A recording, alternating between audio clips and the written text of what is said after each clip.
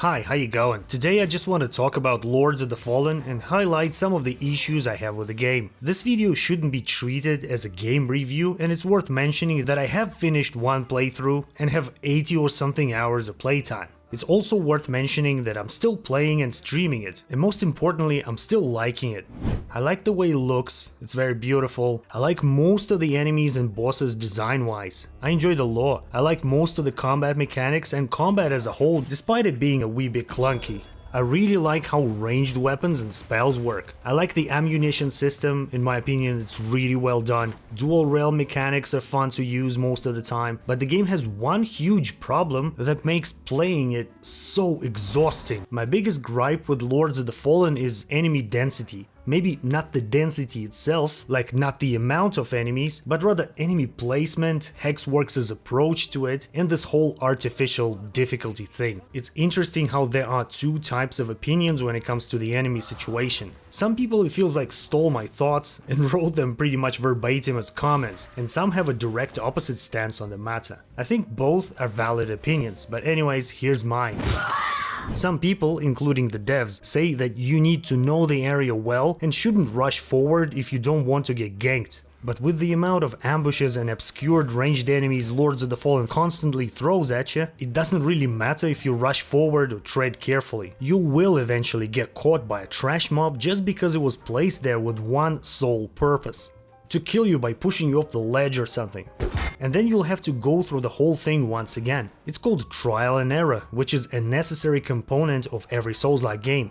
You learn by dying and coming back a little bit better every time. But in Lords of the Fallen it's different. You go back keeping the enemy that just pushed you off or killed you in mind, only to get pushed off or killed by the same type enemy 5 minutes later, or ganked by a pack of dogs, or killed by a crossbowman while dealing with a pack of dogs. It's also trial and error, but in my opinion, it's a bad kind of trial and error.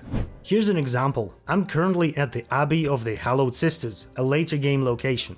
I don't know what lies ahead of me, and as I enter the building I get ambushed by an ardent penitent. Are they difficult to deal with? Well, yeah, they can be a pain, especially later in the game due to their bloated health pools. So I use every tool I have at my disposal.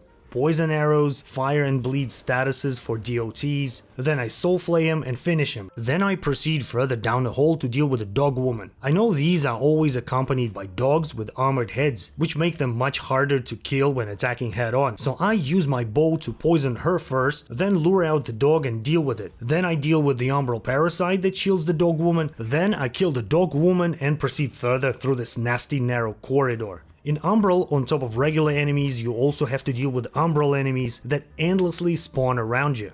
This time you are supposed to enter the cave being an Umbral because the entity that blocks the entrance is only removable from the Umbral realm. Well, this time I only have to deal with Umbral enemies called Remnants, but it still feels like I'm playing Dead Rising, not Lords of the Fallen. And once I make it out of here you go. Another chunky ranged dog woman, another armored dog, and another chunky ranged dog woman with another armored dog, and this dude from Blasphemous. It actually can be fun to fight all of them, but it stops being fun after a while. It becomes tedious, annoying, and needlessly time consuming. These enemies are not roadblocks, not difficulty or skill checks. They don't make the game more challenging, they make it more annoying than it should be. It's filler content to drag out playtime. It's easier to run past everything than to fight them, and the reward you're getting for killing them is just not worth it. And I can literally give you dozens more examples where the same situation occurs. Hell, you don't even have to go as far as Abbey of the Hallowed Sisters. Take Pilgrim's Perch for instance, one of the first locations.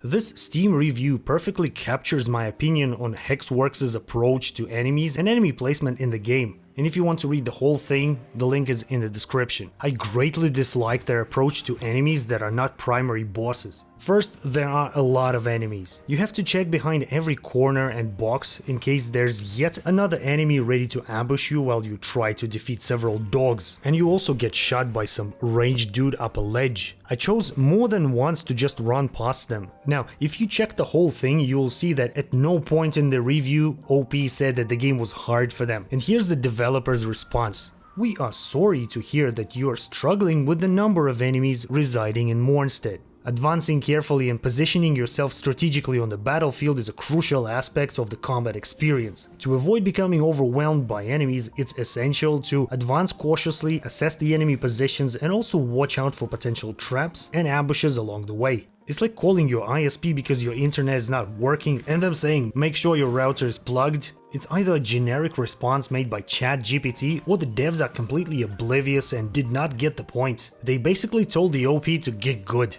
Lamau. And then there are these comments.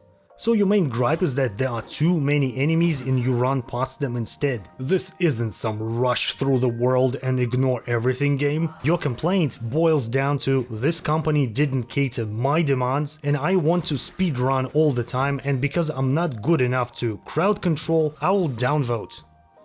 Get good.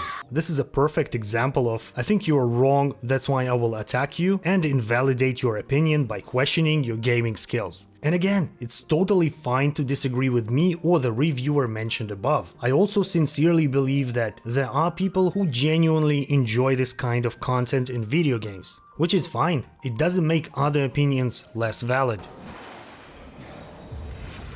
Another thing that was a bum out is bosses. Not really bosses themselves, but how easy some of them, or rather most of them, were. Most bosses in Lords of the Fallen are not as hard as getting to them. I think cool and challenging boss fights in Souls-like games should be a catharsis of every location, if that makes sense. Here, most of the time it's not, and it's a shame. Some of them look quite epic though. Take Tancred, Master of Castigations for example. This boss was revealed in one of the gameplay videos long before the release, and I remember watching it and thinking, oh man, Bloodborne just called and it wants its shit back. It's hard to measure my disappointment. It took me one try to beat him. Jokes on me for expecting a Ludwig, I guess. Another disappointing thing is mini-bosses. You beat them, too late to fight them again as regular mobs. Abbess Ursula's trash mob Contipar throws up a bolt up your ass literally 10 minutes after the boss fight. There's a location in the game called the Tower of Penance, and it's arguably the pinnacle of Lords of the Fallen's BS. If you take the worst aspects of Sense Fortress from Dark Souls 1, the Iron Keep from Dark Souls 2, add a pretty good looking but extremely underwhelming mechanics wise boss, you will get Tower of Penance. The reason why I'm bringing Dark Souls locations up for discussion is to point out something really important in my opinion. Dark Souls 3 has Farron Keep, Dark Souls 1 has Sense Fortress and Blighttown, Dark Souls 2 has Shrine of Amana, the Iron Keep and Frigid Outskirts. These locations are notorious for being annoying, rage-inducing, unfair and just not fun to go through for some people. You get killed by gang squads, you get killed by ranged enemies, you fall, you name it. But to me, every single one of them brings back fun memories. These locations are so ridiculous that it's comical. What I'm trying to say is it's fine to have few locations in the game that you are not looking forward to on your new run, but in Lords of the Fallen, because of the enemy placement and enemy density, call it whatever you want, every other location can be the Iron Keep. And I think having one Iron Keep in your game or one Tower of Penance is more than enough. The thing I really can't wrap my head around is how toxic some people are about the meta. If my opinion is different from yours, instead of attacking, simply disagree with me, let's have a genuine conversation. And instead of telling me to get good, unsubscribe. Thanks for watching, see ya.